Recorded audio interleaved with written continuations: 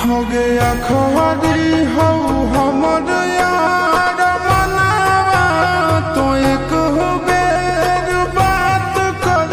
लगे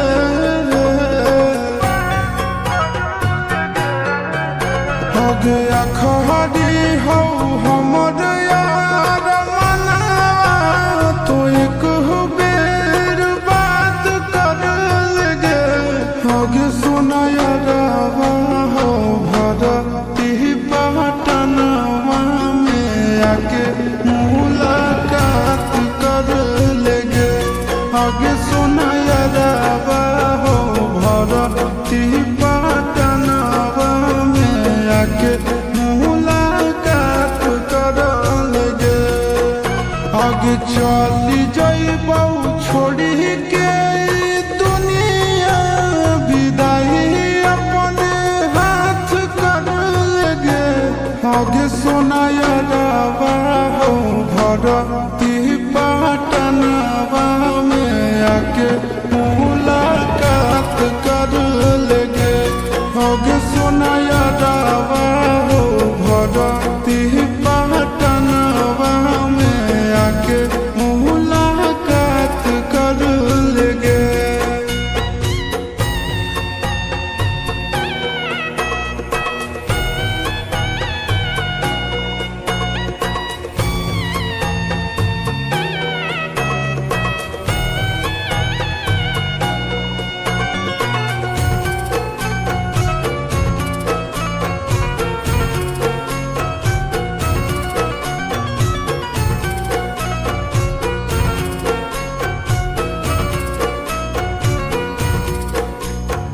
मोरे घर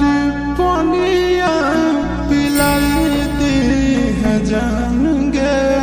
कफन ओढ़ाई दी है टूटत ही जब प्राण गे मोरे घर पनिया पिलाई दी है जान गे कफन जब प्राण गे हगे हमारा से तोरा जाती प्यार होता भेंट सक छात कर लगे हगे सुना यारवा हो भरती पटनवा में आके मुलाकात कर लगे होगे सुना यारवा हो भरती पटनवा में आके मुलाकात कर लेगे।